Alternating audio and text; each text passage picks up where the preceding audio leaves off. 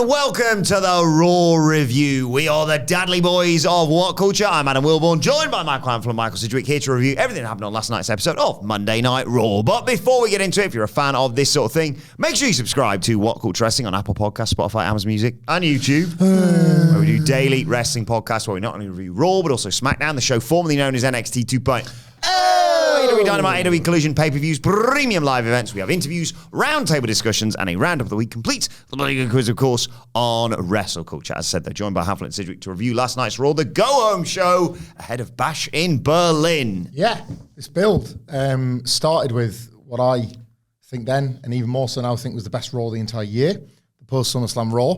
Then nothing happened for a couple of weeks. I understand it was great. I was off, but I'm sure it was fine. And then this week was mostly decent. Yeah. So unless I'm forgetting any details of those 2 weeks, which definitely weren't, it was quite disappointing and worrying. I would say we've had a great old time getting ourselves to Berlin, which I'm very excited about as a card. Tell you one thing about last week's episode of Raw, and it's this. I wasn't emotionally attached to it, but it was emotionally attached to me. And your emotional, get it? Your emotional attachment for guys, right? So yeah, that was really bad. Yeah. Real bad. Cry me a river. Me and Sidge on the train, by the way, we're running through just quite how many shows we've got to come in the next few, not even months, weeks. Wasn't it? It's like Bash in Berlin and NXT No Merci this weekend, then All Out. Then it's like Bad Blood's pretty soon after that, and Wrestle Dream. Grand Slam. Like, can you just calm it for a bit now? We just had All In, a really interesting and enjoyable review of All In, available right now wherever you get your podcast from, available on the YouTube channel, of course. After that, I just want a bit of a break. I want a bit of a break, but no. We're gonna keep on turning.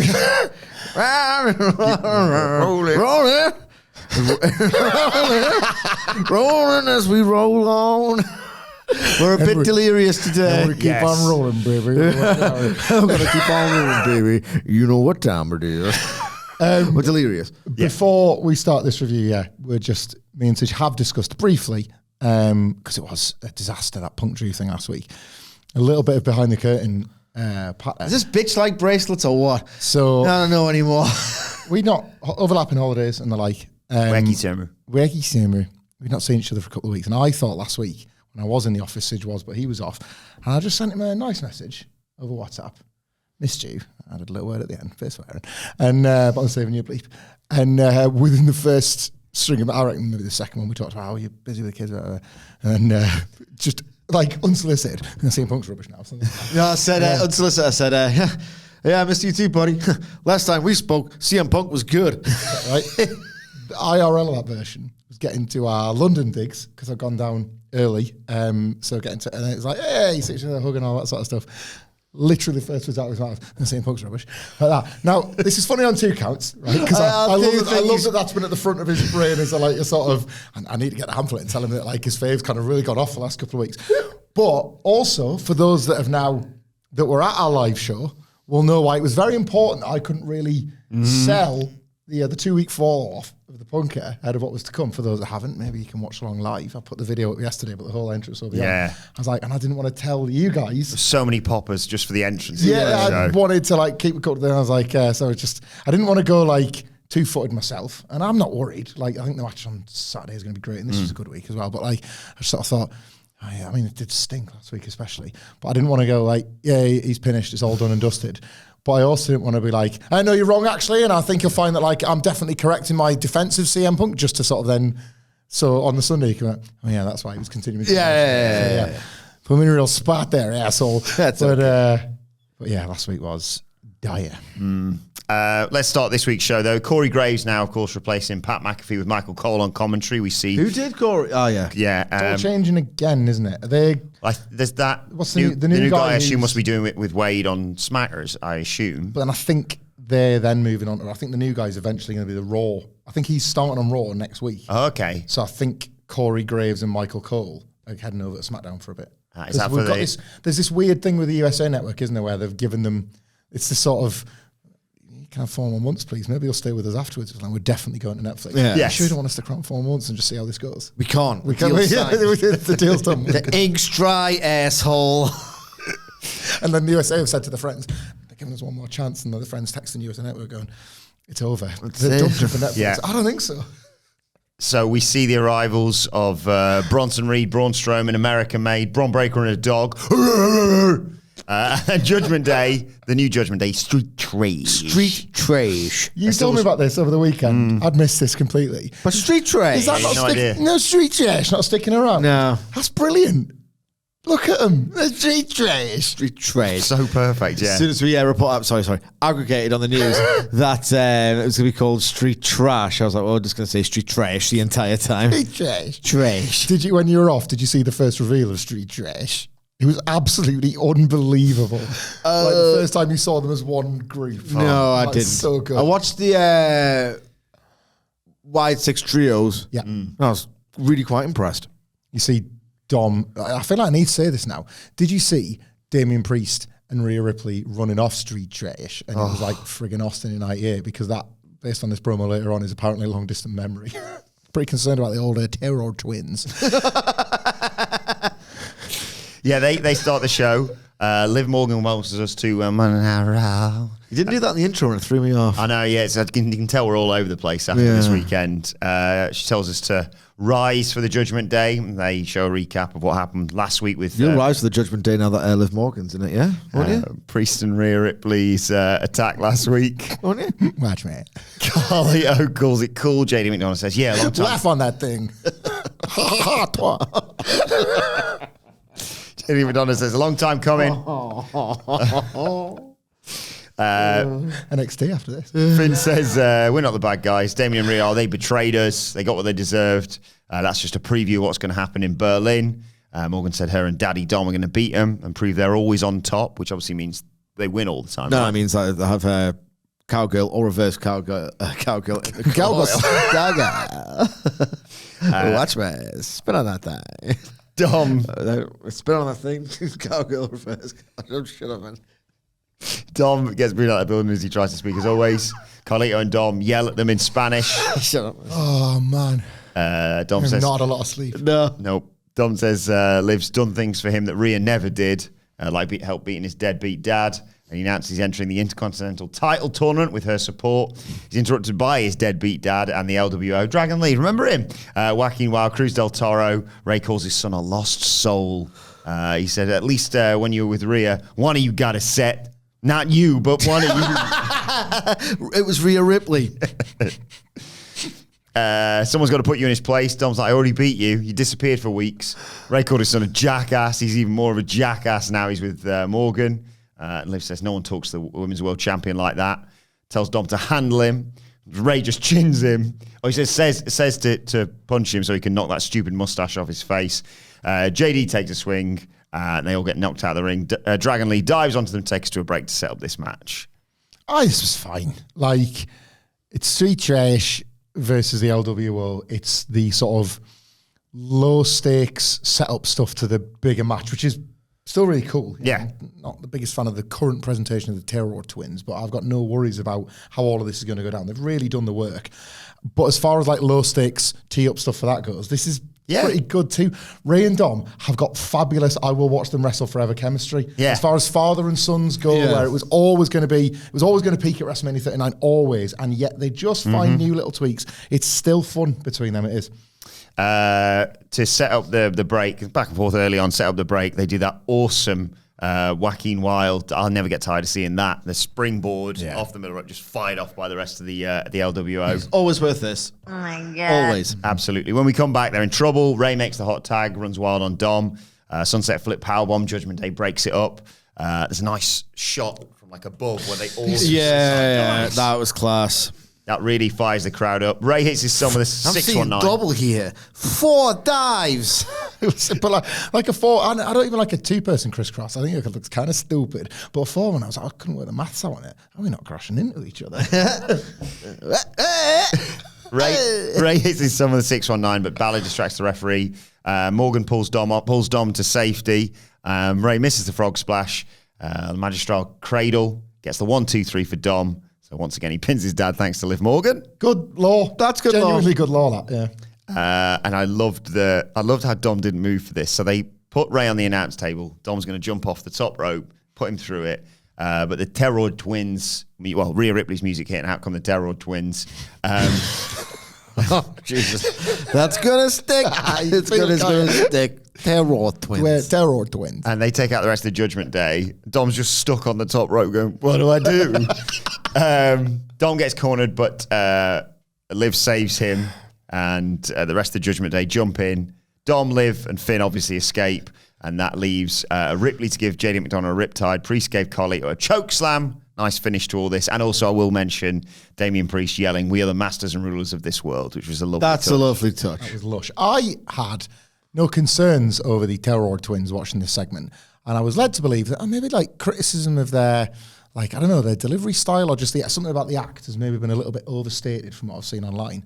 And then they did the promo a little bit later on, which this is it for them in the show, isn't it? Mm-hmm. We cover that now. Yes. Because I just feel like it's worth, for me, it was worth discussing how over they are, continue to be in these buildings making the save, how much people really want to watch all of these little permutations play out, and especially like right now, the mixed tag, before we get to like serious business things like titles and stuff again. And then this promo is like evidence of what I get people are complaining about. Feels good being bad. Bird. The Terror.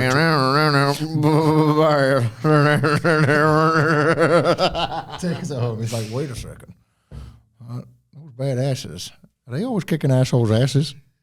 The Terror Twins are going to show no mercy in Berlin. And Priest said that we're the devils and we're coming for you. Oh, well, that's sort it out. Like...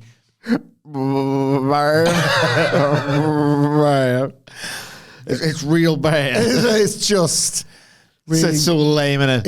It's that, like, WWE are guiltier of this. It is one of the coolest things that can happen when heels become so over, they become baby faces and people can't wait to cheer. I think historically there are more cases of promotions then failing to negotiate that term than doing it successfully. The Rock is probably the standard for how to do it right, but then when you're using The Rock as your benchmark, you realise it's quite a high one. This is a very difficult thing to get right and a difficult balance to strike to keep them cool, because what makes them so cool as heels is that, like, running with the devil. So it's like you want to be a terror twin yourself. And watch like, that. oh, that's all right, guys. Actually, I'd love to make it. I don't think I'm going to get there in time. I watched that promo and I thought, you're lucky you're you, to the two of them, basically. And that's Not it. many people can get away. And then neither can they. Not right now. I think It's fine. They'll be fine. They're in yeah, the buildings. the tag would be like, I'd like to be So we're there. all like, really excited to see what Berlin sounds like, aren't we? Yeah.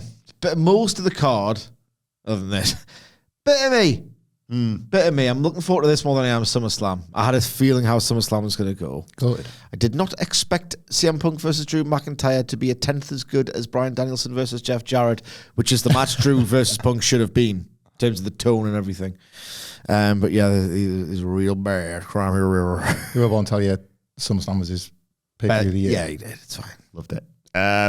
Before we go any further, sorry, just a bit of Running with the devil. bit of admin. Obviously, normally we do the Raw preview. It's a bank holiday. We were coming back from All In yesterday, so we didn't get a chance to do a Raw preview. But don't worry. And also to keep people sticking around. Retention. It's now time. Sorry to do this, springing this on you so early, and I hope Sid you're all right with all this. No, it gives me the creeps. It's now time for the Raw Riddle. I'm going to ask you this to tax your noggin. And, Of all the things he says, I'm surprised that one gives you the ick. It does. Nothing else does. And he's tried. He's gone looking for it over the years. Most days, actually. but the question I have to ask you is, what kind of coat is best to put on wet? What kind of coat is best to put on wet? Do we have to wait till later to give the Yeah, answer? you're going to for wait till attention? later for Right, the answer to the I don't know, so I'll confer to make a little bit of drama. Yeah. Stick around for that drama. Jackie Redmond interviews The Miz. He's in the IC title tournament. He says, yeah, I've had a bad couple of weeks. Every time I do the right thing, it goes wrong. But tonight I'm going to right those wrongs. I'm going to get one step closer to the title that I made prestigious.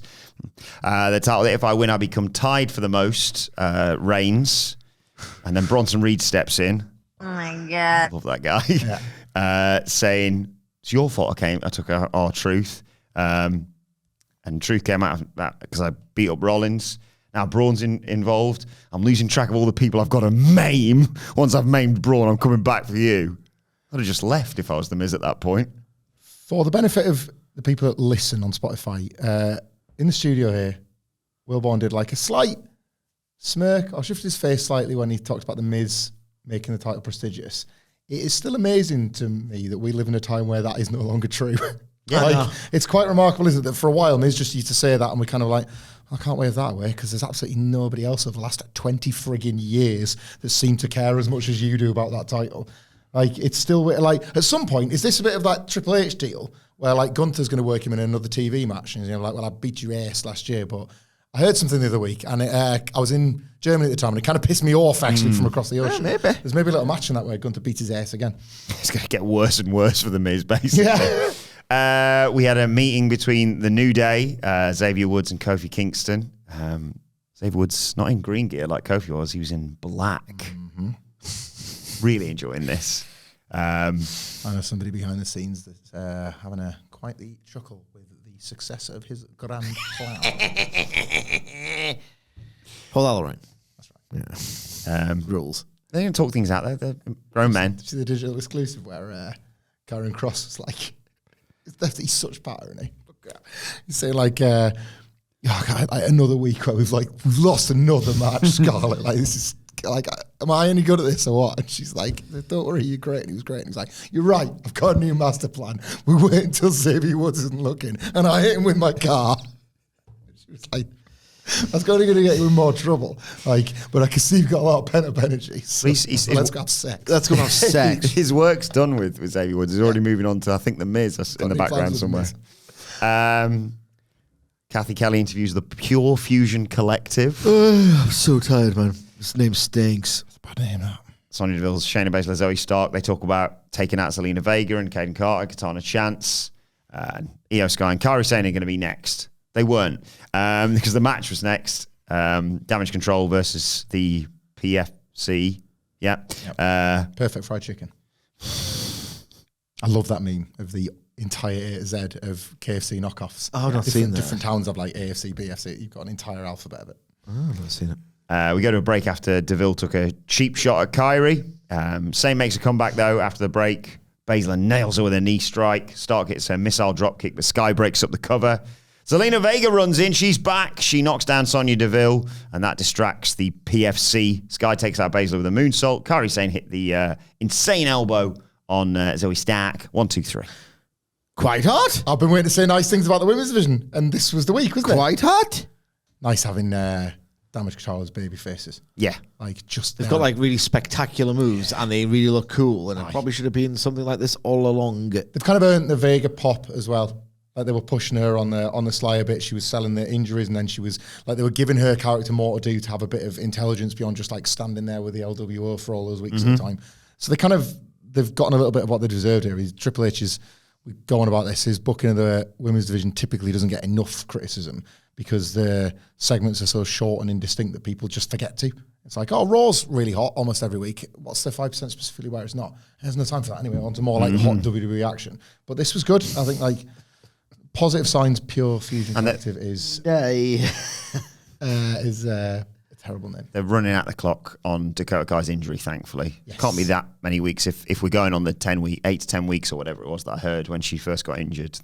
Pretty soon, it should be awesome. It's just wrestlers that have had as many injuries and as breaks as she had, you do sort of worry, don't you? We got an Uncle Howdy promo ahead of his match with Chad Gable later. Stopped to marvel at all of our accomplishments. He says, I nearly stepped on a serpent. I won't make that mistake again. The false prophet continues to reveal himself to the world, masquerading as a loving shepherd while marching his lambs into the mouths of wolves. You saying this, bollocks? Uncle Howdy. Yeah. Who else? A bond forged in the tears of the innocent is not a family. It's blasphemy. He's given Chad chance after chance, inflicting fear and suffering, and yet he refused to remove the scales from his eyes. His arrogance is like a beast risen from the sea, and they're going to have to cut the head off so the blood of the damned rains down, washing away the sins of the wicked. He accepts the challenge, the invitation. This is more than a reckoning. This is a purge. Got like, what are they talking about? If you're sort of getting rained on with the blood of the innocent, can't you just wash yourself with the tears of the damned or whatever it is? I don't know. Right. An absolute load of shit. That's what he's talking, isn't it? Okay, I wrote myself a country song. It's called An Absolute Load of and I bet it's things the Democrats are saying in their election year. Hey, Wilborn, tell them what I said in another one of my podcasts.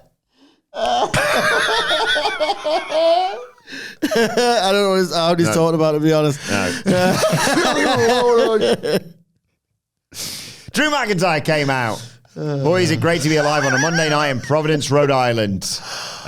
He said he knows Punk's all his predictable routine. He's going to talk about his favourite subject, himself. How the company was, despite him being gone for 8 years and having nothing to do with it, while the rest of them did all the hard work. And then talking about little Timmy who flew 239,000 miles from the moon to meet his Lord and Savior CM Punk.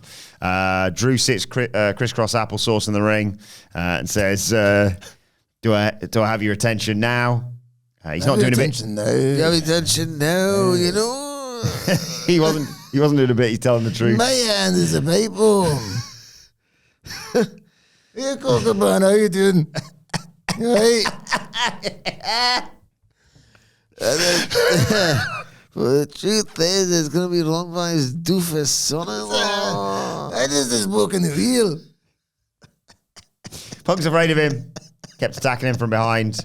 And the only reason he keeps doing that is because the fans keep chanting his name. And of course, they do that. He says the fans are enablers. Company's going to be better off when he's dead. Tell me when I'm telling lies. He says chanting his name is like Maybe handing I'll go and defend the New Japan Pro Wrestling. A Ring of Honor. What did I do? He said chanting his name is like handing a drink to an alcoholic. Punk's going to sober up and realise that Drew's going to kill him in this strap match. Every time he whipped Punk, it'll be on the fans. They're going to have to live with that. They've chosen nostalgia over the warrior who was there for them during the darkest times. This 50-cent piece of trash on his wrist caused Punk so much emotional hurt, and it's ironic that the weapon he chose is now going to cause him so much physical hurt. Punk's music hits. Drew readies himself. I think Punk was hiding under the ring because he slides in and attacks Drew McIntyre with the strap. They bail out the ring. Drew headbutts him, comes back, sends him into the steps, into the announce table, beats him down. But Punk comes back, back body drop from Punk onto the table, and he grabs the strap and beats Drew, hits some right hands. Security comes down. Punk gets in the ring. Security surrounds him, so he just nails them with a whip as well. And then he stands tall with holding a strap in the air. I love this, and I needed it. It was like back to basics and back to best. The physical chemistry was so much better here than obviously the verbal chemistry last week, and in truth, elements of the physical chemistry at SummerSlam. This was like a strong go-home segment on its own terms, but I think the program did need it. The strap match feels like they've got there a bit early, which makes me wonder if they're doing something else with Hell in a Cell. Bad blue. Yeah, like I wonder if there's maybe that like they can absolutely do a final match, but maybe the Cell's getting used for something else. Like what was always so fantastic about this Fued was the opportunities that they had to pepper in little details, and then the wrestlers pay them off over and over and over again. And now we're at the point where they're just fighting all the time. You get the advantage of just being able to rush through them in one segment. So Drew McIntyre saying everything he did and about and when he attacks me from behind when you chant my name. And Punk's put a video of himself filming himself under the ring, hearing the chants and seeing that as an opportunity to do what? Attack him from behind. Yeah. So that keeps Drew McIntyre being right about CM Punk, but CM Punk doing things his way. Like, so much of that was what informed so much of when this was pretty much the hottest thing in all of wrestling. And it just needed this. I liked the SummerSlam thing, but I said this at the time, 100% got why a load of people hated it. I knew it. I knew it as I was watching it. Sucked. I knew it as I was watching it. I was like, there's going to be a load of people that hate this, not for them, whatever. The test for Bash at Berlin, I think, is they kind of need to get everybody on side. It's not going to be about what the people that liked the SummerSlam match think. It's going to be about what the people that didn't.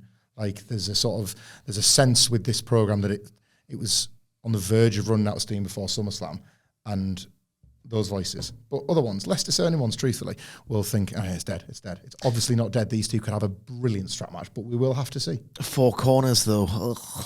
Yeah, not sure. They kind of help themselves. Not sure about that. Bunker had a good one of them once against Sabaga. Yeah, so he can. This is him, isn't it? This is kind of what he does. Is like, I'll find ways to make spots entertaining. Yeah. like feel a bit real. So we'll see. I don't know. We'll see. I thought, not to go over all that crap again, just methodical melodrama. Is there any, like, it just doesn't need any more of that, WWE, in truth. I understand that they've embraced the perception of it as cinema pretty much across the board, and it's obviously working like gangbusters for their fans. You don't need it with Punk. And I think they got a brutal reminder of that in the aftermath of that match and the discourse surrounding it. This segment was fine. I don't think they've got anything much more to say. Get to it now. All the sound bites have been said. On a broader level, so in isolation, this segment was pretty good. And I've got stupid WWE step aside, pretty high hopes for that match. As I've said, it's a good one for Punk to have because it's a lot. I mean, I'm sat here as a podcaster. I've been hit with a belt on a stag do, and it really hurts bad. So I'm not saying it's, an easy night for Punk, but as far as wrestling goes, an easier one for his body. But CM Punk's just getting a bit, he's there. I know his stuff's, a lot of it, when it hits, it's the best stuff on this show, and this show's red hot. So I don't want to, I do not mean to be so reductive and just, spoiled. The man who trades on being the most interesting, compelling dude in the world, and he keeps saying that he is. He said it to Seth and all the rest of it, and he said he was the Taylor Swift of wrestling, in danger of just kind of being there doing good stuff. It's a tall tower to potentially slip from, isn't it? Yeah, you kind of have to stay there all the time. It's like we were covered on the news yesterday. It's just doing stuff on Raw that no one talks about now, and it's weird. This is a man being pitched as a WrestleMania 41 main eventer, and WrestleMania season, you will absolutely think it. But part of that is navigating these hard yards as well. So Cody managed it all year between 39 and 40. Yeah. Braun Strowman cuts a promo. He's not going to be bullied by Bronson Reed, setting their match up for Hates later. bullies. We learned that in 2021. Braun. You felt stupid as stupid does from the stupid tree. I want an investigation into what happened that night. I think we'll have to rewatch it. Just to I think we'll have to wait and just till Shane does his own first dance. Yeah. In 2021, my brain left pro wrestling. Braun didn't hate bullies much when he was a massive one, for 6 months, ruining Kevin Owens' life. As a babyface. Yeah. Yeah. We get another awesome Jey Uso crowd entrance. It's Jey Uso versus Kofi Kingston versus Karrion Kross. Kingston and Jey both go, should we just kick the crap out of them together, actually, for a bit? But then, obviously, once they get rid of him, Kingston gets the better of exchange with Jey, takes out both of them with that trustful to take us to a break. Jey's in control when we come back, but Kross nails him with a thrust kick. Kingston hit Kross with a flying crossbody, got a 2 count. Kingston accidentally hits Jey with Trouble in Paradise after Karrion ducked. Kross powerbombs Kingston for 2, puts him in a clover leaf, but Kingston reversed that into a roll-up for 2. Kross knocks Kingston out of the ring, turns around, gets speared by Jey. Uso splash, 1, 2, 3. Jey qualifies for the, let me see if I remember this right, fatal 4-way that will then determine Braun Breaker's challenger. And he feels like a favourite to win, doesn't he? They've had Sami Zayn's not here at the moment and off for a short while, which means maybe the plans have had to be delayed slightly for him and Jey to challenge for the tag belts.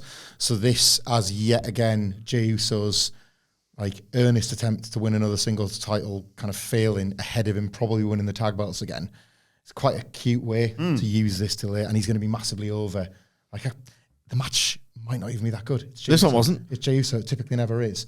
But this one wasn't. I'll see him fight Braun Breaker for the belt. Yeah. If I want him to win this tournament. Yeah, this one wasn't. Didn't they just do? When did they just do a tournament or thing full of triple threat matches to build a challenger? Yeah, that was very recently for the Triple H loves them, doesn't he? Money in the Bank qualifiers. The United States.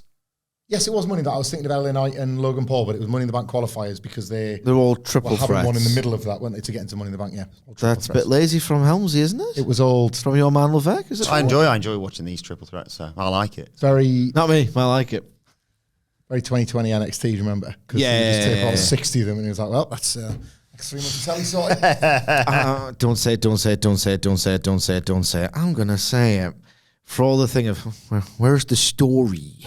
Where's the story? And, sometimes it's creeping up now. Like, it's not just 20-year-old WWE fans who don't know any better, and that's fine, because he's still young.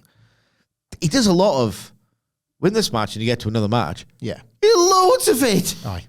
So, I'm stupid. I shouldn't be getting myself involved. They're neither, like, fixtures nor story, are they? You know what I mean? Absolutely, like, kind of mid-card match to build. He just loves it. He loves it. Anyway, I shouldn't get involved in discourse and all the rest of it. This match is pretty poor, in my opinion. Shouldn't get involved in discourse. One more thing about discourse, though. Do you see he's getting a bit laughed at? But I'm, a father. So I get it. Seen all this Rikishi stuff and how he's very, very, very protective over Jey Uso on like podcasts and stuff. He's basically been complaining about how Jey Uso isn't the double mega champion because he's insanely over, as we all know. And I think Rikishi's like, well, give him the belt in his head, and it's his son. And it's just like everyone's like having to go at Rikishi. He goes, mate, your son stinks. You know what I mean? He's like rubbish in the ring, and Rikishi was like, it's not the only game in town. Maybe Jay the Yeet Man. He calls him the Yeet Man. It's nice. Maybe Jay the Yeet Man Uso. Maybe you go to AEW. The Yeet there is, the Yeet there was, the Yeet there ever will be. Yeah. He says, and everyone's like, your son's not that good. I'm going to stand up for Rikishi. If it's your son, you're obviously going to... My son, if he grows up to be a wrestler... And he's jacked. He is jacked. He's jacked, right? So, who knows? And he's in every sports team at school. He's the only boy in his year who's on every single sports team. He's a varsity athlete. Yeah, man. And in like sort of 10, 15 years, there might be a place for a second Double J in wrestling with Jeff retiring, so Jack James is ready to go. Yeah, Jack James. He could be as useless as Matt Hardy in that ring, and I would still say, he should be the champion. Yeah. Don't have a go at Rikishi. That's nice. Touch grass. And like, if you're Rikishi and you touch great, getting your mates around, I was like, look at my kid. Like watching, like, because it's like, this is amazing. Should we watch the match? And I got turned off, forgot about. But like, yeah. I love that as well. What do police do work? In the right, TK tags him. Heck, there's been worse taggings of TK on X-Gorsuch. What was the road dog? Gotta admit it, you look smooth AF. You pathetic worm. Have some dignity. The doghouse. I'd like to return to the Craven Cottage. They had a Gunther promo. He's overseas. He was fighting Dragunov. There's loads of clips of that doing the rounds on social media. Is kicking around in full, and I might watch it. What's kicking around in full? The entire Gunther Elia match. Yeah. Because I saw a clip where Twist, Gunther was kicking the out of the Dragunov. Kicking his ass. Can you believe it? Kicking his ass and respecting the business. That's a Dragunov experience. That match is us experiencing Danielson swerve. Give it to me. Give me that stuff, that funky stuff. Give it to me. I don't know what I'm doing when I'm delirious. But yeah, Gunther cut a promo. He was he was in Belgium, Rotterdam, anywhere, Liverpool, Rome. Good. They're reforming, aren't they? No, it's racist. He said, Randy Orton's finally going to beat us. I should know, I was one of the biggest fans. Love this bit. Do you think the Beautiful South are better than Oasis? Because I'm thinking about it and I think I might. I saw Paul Heaton last summer and it was such a nice time. I hate the Beautiful South. Really? I've heard they've got like deep cut album tracks that aren't quite as obnoxious. All of their chart hits, I despise.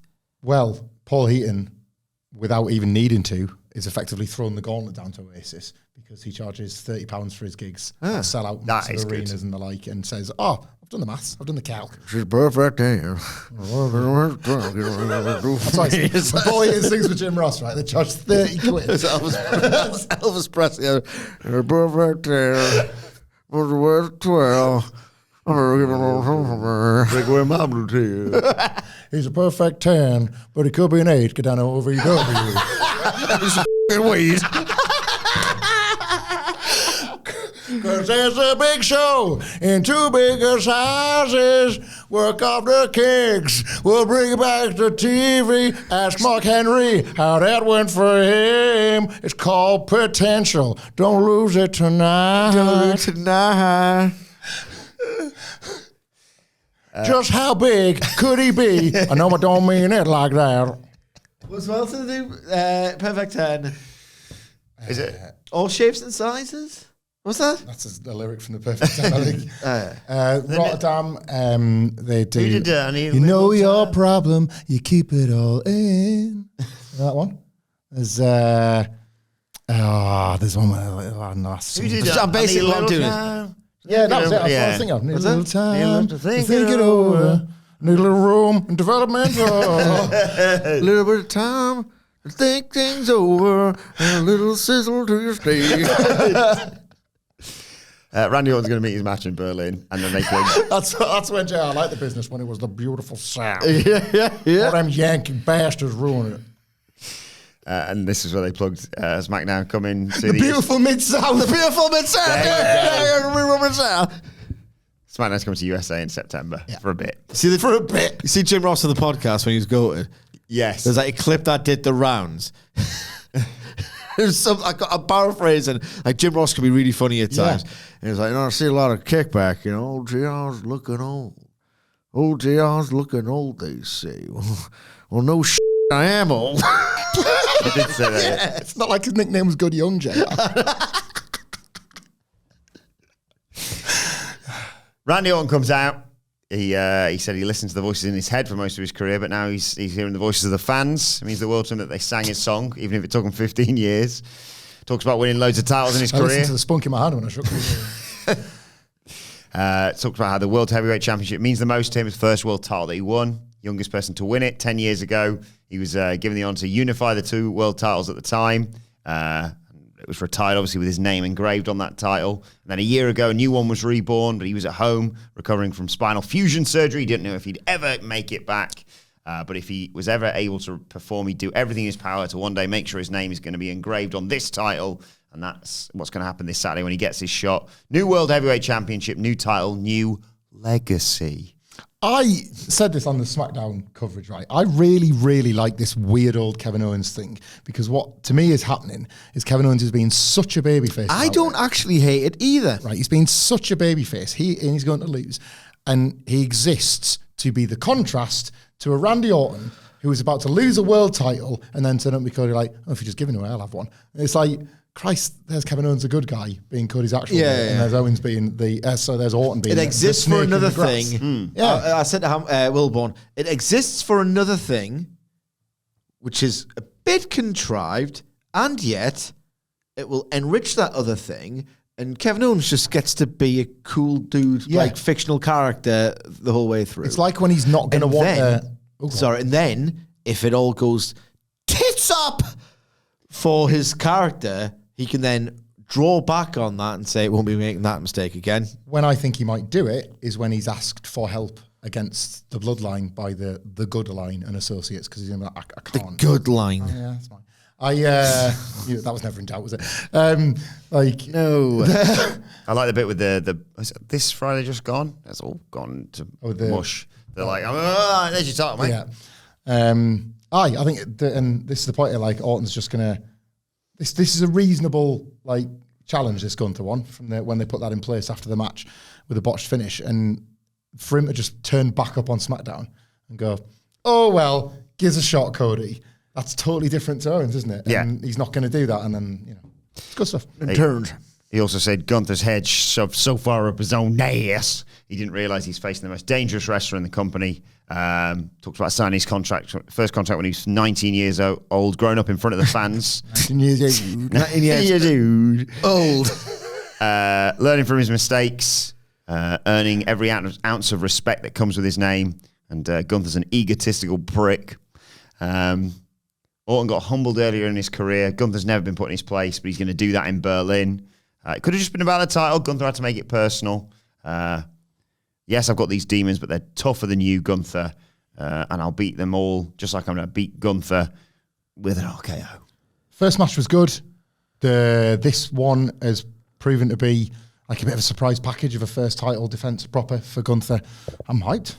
I'm hyped. I think I'm really looking forward to this main event. I really liked Orton selling in that first match. I thought, oh my God, that's the business. It was a business. It was the business right there. And I was like, something's missing from this business. 'Cause that's what it is. These two guys in these black trunks and black boots are bringing it back. We got a pre-tape Kip promo. up, flip ups. Isla and Alba Fire, because obviously they're facing Cargill and Why Belair. ain't you cried buying it? No, you tell me. No. It's like one of those questions where I hate it when like there's an answer they've got in their head. Yeah. But they make it, it's like, I don't know.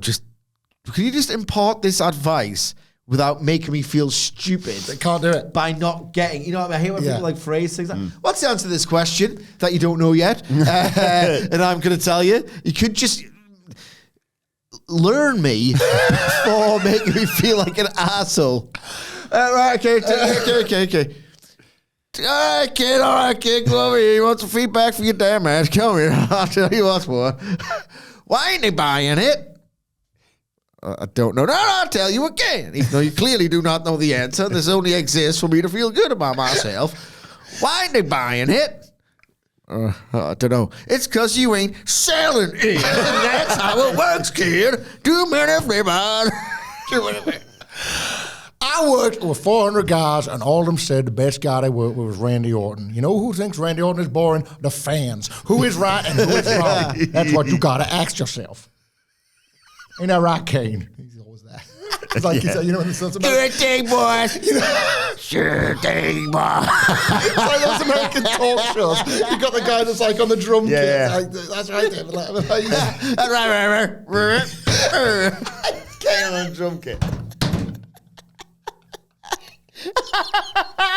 he's just rubbish at it. Yes. It's on Photoshop now, please. Oh, post this. Oh, God. Right, but damn it. I might go to sleep for 1 hour tonight just to replicate the surgery again tomorrow. That man is like a late night guy. Brian, a rare raw Photoshop. If you've got the time, I'd love that. They're trying to take our guns away. Have you seen this? You heard about this? These little assholes not respecting the business. You seen this? You heard about this? We watched one of those late night shows because The Rock was going to be on. Rock and Roll was going I to didn't be on watch. it. I didn't watch that. Nothing. And we were like, what the hell? I think it was Fallon. And it was so all over the place. And we were like, when are they going to get to the Rock and Roman? It was just like, oh, yeah, have you seen this funny little internet meme? Coming up tonight, we got Taylor Swift, somebody that can actually sell out Wembley Stadium. Ain't that right, Caden? Sure is. Yes. But first, once again, Michelle McCool. She's guest tonight. It's the only way he gets to talk to her. Oh, God. I see it's the Olympic Games this week. You know what they should add to that schedule? Bones. Dominoes. Our musical guest tonight are Howdy and the Blowfish, not to be confused with a shark. They don't come anywhere near the damn man. Ain't that right, King? Yes. If he had any interest, I'd be able to friggin' do more to this bit, but he just doesn't. It's the business and gain. Guns. It's got his little section at the start, and that was another dead man talk. Fill your guts or spill your guts. What a cruddy beer that is. Just been the thing, all beer. Or some of the whiskey, actually. So We'll be back after these messages, and every advert is for a beautiful Titan bag. I don't understand why all these, all the guys keep saying, "Oh, we're weird all of a sudden." They keep saying this to try and, disrespect the business, and they're weird. I'm not weird. All I am is an undead zombie mortician with supernatural powers who killed his brother, or his brother killed my parents. I don't know which round it is no more. I'm not weird, you hear me? Kane, tell them there's nothing weird about shooting lightning bolts out your fingers. Ain't that right, Kane? Yeah. Lightning bolts up across the stage. See? rim shot. What's weird about hazing young rookies in the shower? Is that weird? Huh? Please welcome my guest, Bradshaw. He's doing stuff now, isn't he? popping up all over the He's place. nicked Jeff Jarrett's bit in Mexico with Dolph Ziggler. What the f- is that? No, he chinned Effie at GCW. Yeah, just also like Jeff Jarrett. Yeah. He said he's just got the last. I know it's a work Yeah. of fiction, but it's never looked more like a hate crime. It's a work. It's like, that, you go for a hate crime there? That's what it looks like. Sure, what it looks like. Dawn and Fire say they're going to retain the title. All right, okay, cool, good. Right. Bronson Reed versus Braun Strowman time. Yeah. I mean, this is good. Yeah. This is very good. Oh, guys, bringing it back for the big man. A Strowman drop kicks. Is that right, King? Yes. Strowman drop kicks at the bell. Gets hit with a running clothesline though. Strowman hit a crossbody. Reed knocked him outside and hit a suicide dive to take us to a break. Come back. He hits a DDT, does Bronson Reed, but a tsunami gets countered with a huge slam off the top. Reed blocks a choke slam. This neck snap over the top, and he's like, I've had enough of this. Goes to leave. Braun chases him, and I thought, oh, God, they're just going to do a crap spot with like the Tron or whatever. Reed sends him into the video screen and then goes through the curtain. He's waiting there with a trash can for Braun Strowman to come through. He does, just nails him with it. Two security guards try and get involved. Braun Strowman just kills both of them, chokeslams one under a table, and then they brawl into the parking lot, and you're thinking, here we go. Do you want to know? We've got there's rules, and you got to stick with the rules because we hate the rules being changed in progress. Just the way there are rules and rules matter. You know how there's like certain rules, like if there's 5+ people, 5 or above in a WWE match, it's automatically goated for some reason. Things like that. Everything backstage that's physical's automatically goated, isn't it? Yep. So they brawl into the parking lot even. Parking lot. What's that? Strowman chokeslams Reed onto the hood of the car, and then he tackled Reed onto the hood of another car, and he slid off. Oh my God. Yeah. Oh my God. Great spot that. Reed comes back by His head was going to hit the concrete. He comes back by hitting him with a pipe, and then Strowman is laying on top of this car's roof, and Reed climbs onto another car, and then on top of a wall, edges along, and then just jumps off. There's a great photo of this. Jumps off, huge tsunami onto Braun through the car, basically. Oh my God. The windows explode. The light sort of flashes in the The car. Vince McMahon cement in the Corvette Yeah. glass. What a feeling. And then in rushes Postman Pierce and all the medics, and they get checked over. Apparently, Bronson Reed was like, "Get off me!" And Braun was like, "I can't feel my fingers after this," but it looked incredible. This is double E. This is double E for me. This is the power is back. This is what you watch it for. This is what you watch WWE specifically for. I didn't think the Paul White bump could ever be matched, but this was up there. Oh, It's I'm being facetious, but not really. I watch this dumb bollocks for this sort of stuff, and I want to watch this match again, stepped up, parking lot fight or something like that. I Stuff mean, in the ring was good as well. Yeah. They were doing all right out there. Like, it wasn't just sort of, right, the Bronson Reed thing is coming to its natural conclusion. No, this was really, really hot and fun. And then all that, like, drama took place outside there. Like, it's just so tits. No, I just want to. yeah. Yes, tits. like, I said it after that Raw the other week, like, the late, great Chris Kresge would be proud of this Bronson Reed run because that year you could do pretty much anything, give it a good go in front of your crowd and watch them fall in love with yet another act. And I don't even think this was necessarily a criticism I would have levied at this WWE, but like, it was like, oh, we've got all these characters over. Like, keep pushing that. Try and get as many of them as we can while you're this hot. And this Bronson Reed thing, what, like 4 weeks into it now? I thought they were going to run out. Once it was like Seth's actually gotten away for a bit, they're not going to do this in Berlin. They're going to drag it to Bad Blood, one would assume. It's like, okay, well, he's going to squash someone, and then they've done this. They're getting around the table. They're thinking about not just where the character's going, but about how it can be exciting every single week. They're sort of manifesting big visuals or just possible ideas and then taking it to the talent and who obviously, again, to use the 2000 thing, just clearly buzzing to be doing it in front of these crowds where you cannot feel better about doing your job every week. But I bet they sort of cannot wait to get to TV at the moment. Yeah. Like, and you feel it through. There's always at least one character at any given time at the moment whenever wrestling's hot where you feel it. Right now it's through Bronson Reed, isn't it? And a sort of accidental homage to Sid as well, of like someone coming out to their car after the show. Oh no! Yeah. So many great clips of that doing around. Somebody should do that. You know, I was putting over the Evil Uno internet thing. Some character Carrying Cross, right, having had another loss, should go out and see his car smashed up and just, why me? Why me? Like, that'd be a nice little bit of online content, that.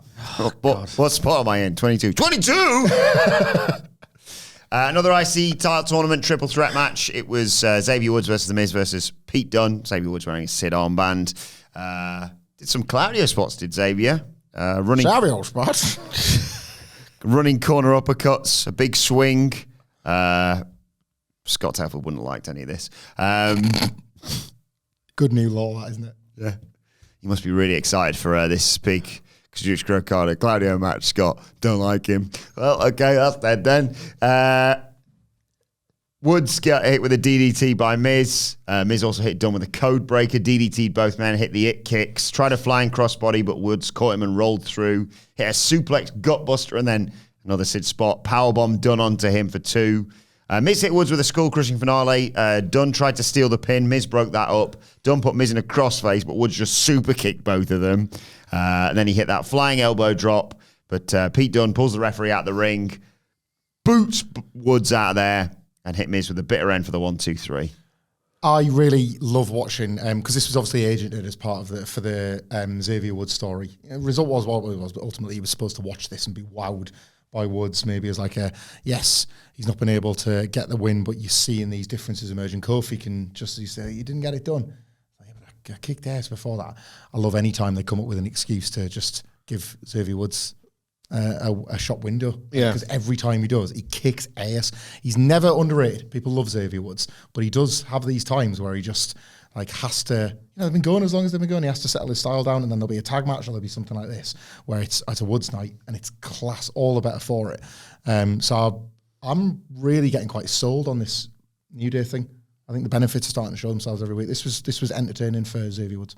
The rest of the matches in this tournament next week: Sheamus versus Ludwig Kaiser and Bronson Reed. Oh my God. So I'm thinking of spots for the Raw preview for that now. I'll forget about it before the day comes. Dominic Mysterio versus Dragon Lee versus Ilya Dragunov, a match that sounds, in that man's words, I suppose. Very entertaining. I love that. Where are we? What came next? Oh, Braun Breaker is asked for his thoughts on all this. And he says, great work by both of them. I heard Jay name dropping me. Watch your mouth. There's never been a member of your family who could beat up my family. I like that as a line. Nice, yeah. What was that? I'm tired now. Bronson, there's never been a member of your family that can beat up a member of mine. To G, so I said, WrestleMania 9 tag matches are go. Did a bit overlong, but Power slam off the shoulders. Jesus, of 993, you're taking the piss. yeah. It's in a freaking car park. He basically says, don't matter On his head. who wins the tournament, I'm going to kill him. And I believe him. I fought Gonzalez that night. Survived a chloroform attack. Chad Gable's pumping iron alongside American Made.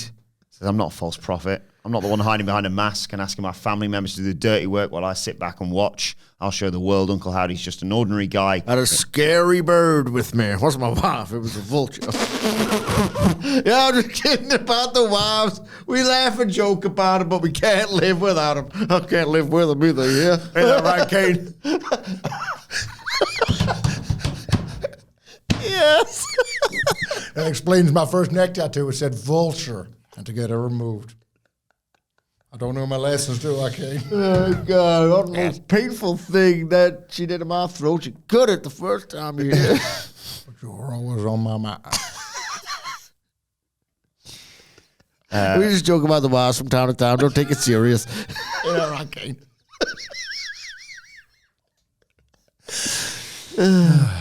Chad Gable.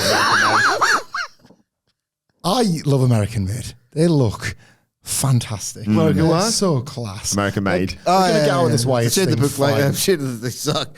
I mean, they get their ass kicked by a bunch of monsters, but who that ever heard, eh? Yeah. They're okay for old taking Kane, ain't that right, Kane? Yes. Yes. 9 out of 5 was a scary year, but that's Mick Foley saved the day. Someone had to drive the car in the difficult times. Not Brett, not Diesel, not Sean. Someone else had to drive. Not Mankind. Someone had to drive the car. Oh, Austin's here. I guess I don't need to drive. Oh, look, he escaped a take again. I can still pretend I'm a leader around here. Austin's neck looks pretty. Oh, thank God the Rock's here. Hey, wait a minute. I'm kind of not sure when the Rock Hollywood's coming. Wait a minute. Triple H is good. Whew. I know.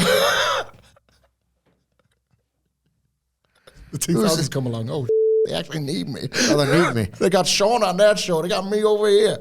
Oh my God, thank God. There's a homophobe over there. And he's going to be good for the business. It's thugonomic Dr. John Cena. We've been looking for a kid like you for a long time. And there I came. Yes. We're alive. Before we get to the main event, we have to finish up with the Raw Riddle. I asked you earlier, what kind of coat is best to put on wet? Well, You got this, Sid. well, I'm thinking, what kind of coat is best to put on wet? It'd be too late for a raincoat, so it's not that because it's already wet. Of course, that's the wet rain. You know, that's what goes on in my head. So, what kind of coat? Not a turncoat because Can I be the Undertaker and you be Kane here? Because I think you're going to give me the affirmative answer when I tell you. Do you think it's a coat of paint? coat of paint for when you're wet. No. Listen to the riddle again. Okay. What kind of coat is best to put on wet? Because you don't want dry paint. Because that ain't going to work. A coat of paint. Yes.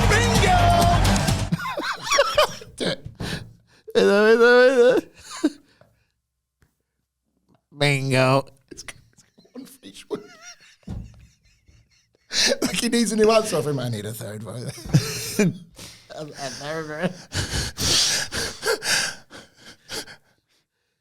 Yeah, that's this week's Raw Riddle. We'll be back with it next week.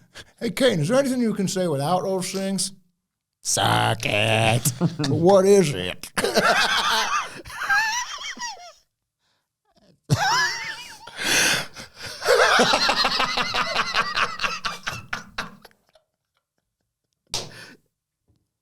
My cock. Oh, thanks, Kane. That's been Dead Man Talking. Tomorrow we got Bob Holly on the show. Stay tuned. Join us. Oh, with the jingle. Late Night with the Dead Man. It's the Godwin's music. Don't go messing with a country boy. Country boy. God, I can't bone so Hank. There was before the main event. There was a lovely tribute to Psycho Sid. Take a listen to in his downtime. What? No, it's not a bit like. What music do you think you like? Leonard Skinner. Leonard Skinner, yeah, 100%. Sweet home Death Valley. So that's music I guess with Kid Rock. Same as it is every night for the American badass. Maui Dabba. Yeah, that's too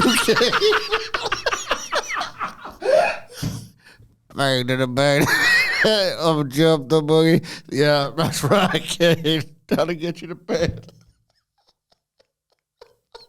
It's nonsense. It's total nonsense. God. I think the All In no sleep this podcast weekend. is one of the best podcasts we've recorded this year. I think that too about this one. A lovely tribute to Sid, though, as a video package, and Michael Cole saying some lovely words in there as well. Go and watch, as we did a little bit of before we came in the office, International Incident. That would have been my personal Psycho Sid recommendation. Oh, yeah. Watch the video package beforehand to watch if you've never seen it, the reveal of Sid replacing the Ultimate Warrior for the incredible 6-man main event of that show, where the storyline is literally Shawn Michaels and Ahmed Johnson in the middle of the night bust him out of a penitentiary, and Jim Cornette selling of it is amazing. Jim Cornette springs a trap on the baby faces, and it's all Sid and Carson. The man just rocks up, crashes clean into all the bins. Sid's here!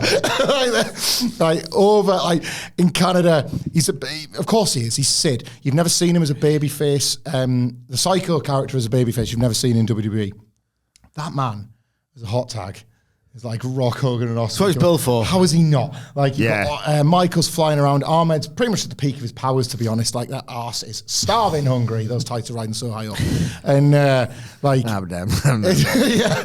Like, you got friggin' you got Vader on the other side. And they're going with Shawn and Vader at SummerSlam. And, like... you remember Vader in 96? It's like, he's a danger to whoever's the world champion. Yeah. Getting ready for it. And Vince is on the call on that show. And Sid tags in. And you are watching Vader's push disappear. As Vince goes, well, I think we're going back to Sid. Because he is unbelievable out there. And then, once he finished that, just watch his entire ECW run. Who is it that says, there's no, back in that locker room, there's no one big enough and there's no one tough enough to face me? It's not Chetty, is it? It's someone. Yeah. So he says, whoever this is, I forget, there's no one out in that locker room who's big enough, it's the wrestling thing, who's big enough, and because, Sid was a giant, there's no one big enough or tough enough to face me. Enter Sid. It's off mic, but it's so loud and intense and terrifying that you can hear it, okay? So I'll go off mic. There's no man f***ing big enough! There's no f***ing man tough enough! It's the best entrance of all time. You can take your special gear, you can take your pyro. He's in his jeans, he's just taking his top off. Sid's ready. I love them. You can take your licensed thieves. There's no f***ing man tough enough! On the back of the videos, it was spelled SYD. Because he's Extreme Sid. New Metal Sid. I'm surprised it wasn't with a Z. Oh, Sid was the best. Honestly, rest in peace. Yeah. Saw a clip of him just walking through, I think, Razor Ramon's pyro to attack it. Oh, yeah. 95's in the bleed trunks as well. They look great in the bleed, didn't they? Yeah. You've seen the squash he does where he's all in white. Yeah. Kills that guy. Yeah. Absolutely destroys him. Does it? I love that one in 92 when he's just turned heel and he just tips that pull loser off the stretcher. Come on, wait. Main event time. Chad. The first guy I saw fight the Deer Man in real life at my first ever show. He fought, it was Undertaker Sid at the Sheffield Arena in 1992. Wow. 5 years before it was a WrestleMania main event. Yeah. It was the last thing he did in WWE before he mysteriously told them where to go. Yes. He loved doing that. Yeah, he was classic, man. He was, by the end of the year, he was in flip-flops in WCW kicking ass. Main event time. Chad Gable versus Uncle Howdy. Interesting fact I saw. Bo Dallas's last official match was November 2019 in a 6-man match. One of the opponents was Shorty G in there as well. Wow. He had the mask. This is Uncle Howdy now. Mask, long grey wig. He beats up Gable early and does the Bray Wyatt dance spot, which is a lovely touch. Howdy hit a power slam, chased him out of the ring and did a little Brody to lead us to the break. When we come back, Gable suplexes Howdy out of the ring, hits a dive off the top. Gable runs into a back body drop and gets hit with a running hip attack into the barricade. Howdy chucks him over the announce table onto a leather chair. Howdy clears the announce table, but Gable comes back with an angle slam onto the table, which doesn't break. Howdy makes it back in, though, at 9. They go up top. Gable hit an avalanche T-bone suplex for 2. Hits 3 German suplexes. Tries for Chaos Theory, but Howdy blocks it and hits a Uranagi for 2. Sets up for Sister Abigail, but Ivy Nile distracts the ref. Gable counters, puts him in an ankle lock. Howdy counters, but Gable falls into the referee. Howdy puts him in the mandible claw. In come the Creed brothers to take Howdy out of the ring and chuck him into the barricade. The lights go a bit weird, and there's the Wyatt 6 to take out the Creeds. Howdy avoids a Gable moonsault, his sister Abigail, and gets the 1, 2, 3. Yet again, and look, if I'm wrong, call me out on it. If American made a fine at the end of all this, and I really believe they will be, by the way, it remains absolutely inspired booking, what they've done here. Because this American made act has gotten over, and that's why I think they'll be fine coming out of this. But like we've been saying for a million bazillion years that Chad Gable will do anything with anyone, they'll be better off for it. And I genuinely don't think this could have been a better debut for Uncle Howdy. Like, we've tried to be fair in our appraisal of this, both positive and negative, without just leaning too hard in sentiment. But like, There was never. I thought Bo Dallas was like pretty charming as a heel, but he was never just one of them wrestlers where I thought, right, I'm mega hyped for the Bo Dallas match.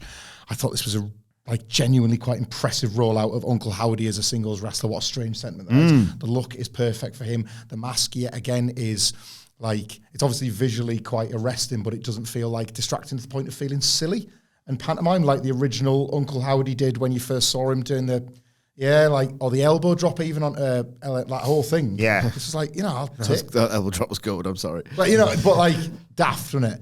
Whereas I didn't think what I was watching here was daft. Okay. I continue to buy these odd characters and the noise when they made the save, first of all, and the continued movement and the chaos of the save and how great that brawl looked like.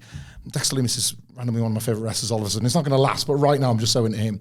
And then, like the reaction that Uncle Howdy got setting up the Sister Abigail. That, again, might still be sentiment, I don't know, but I'm not so cynical as to not say, maybe the actors just worked really, really well. Not as good and as entertaining as the Six-Man, truthfully, but a better than average Raw main event and super over. These are mega over baby faces in these buildings. It's still not for me. I really like the Six-Man more than this.